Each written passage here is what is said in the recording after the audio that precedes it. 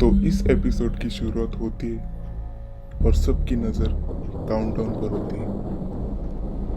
DJ और नैना भी ये न्यूज़ देख रहे होते हैं और हेडक्वार्टर्स में सब पैनिक करने लगते हैं। तब डीजे सबको एक्सप्लेन करता है कि असुर क्या करने वाला है, कि वो प्रोजेक्ट अश्वत्थामा के जरिए सबको मैनिपुलेट करने वाला है, सोशल मीडिया के जरिए।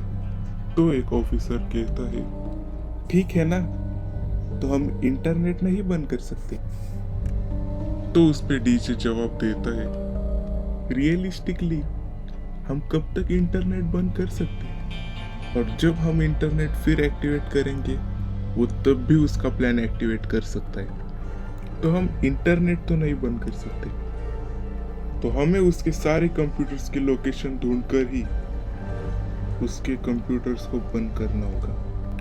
तो दूसरा ऑफिसर कहता है, सारे कंप्यूटर्स मतलब उसके पास कई सारे कंप्यूटर्स हो सकते हैं। तो इस पर नैना जवाब देती है, जिस बड़ी लेवल पर वो ये सब करने जा रहा है तो उसके पास एक कंप्यूटर तो नहीं होगा, उसके पास बहुत सारे कंप्यूटर्स होंगे।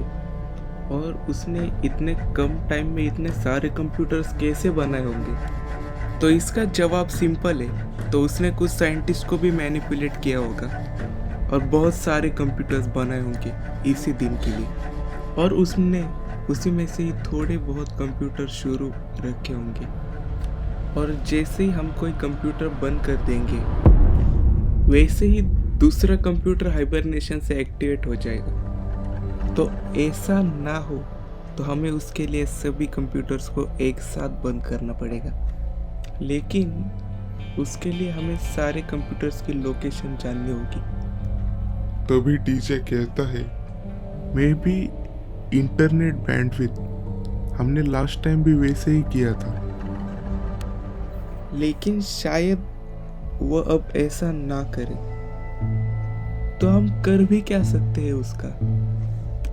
तब एक और टेकी कहता है, शुभ एटलीस्ट 6 कंप्यूटर्स यूज कर सकता है, क्योंकि quantum computer stand alone use नहीं कर सकते क्योंकि डेटा करप्शन के चांसेस रहते हैं, लेकिन शायद ज्यादा कंप्यूटर्स भी हो सकते हैं। तभी नैना बोलती है, शायद उसके पिछले कंप्यूटर से हमें कुछ पता चल सकता है। और नैना जब कंप्यूटर देखने लगती है तब वो चौंक जाती है। तो देखो, सोशल मीडिया एल्गोरिथम हर एक पर्सन के लिए डिफरेंट होता है। जैसे ही तुम कोई पोस्ट लाइक करते हो, इन शॉर्ट जब तुम किसी पोस्ट के साथ इंगेज करते हो, तब तुम्हारा एल्गोरिथम चेंज हो जाता है। और ये शुभ के कंप्यूटर तुम्हारे नए एल्गोरिथम को समझकर उसे चेंज करते, so that it can manipulate you. This is whole new level he is playing at. Wait, अगर ये इस लेवल पर मैनिपुलेट कर रहा है तो वो कंप्यूटर्स 24 आवर्स बहुत ज्यादा पावर कंज्यूम कर रहे होंगे। Exactly.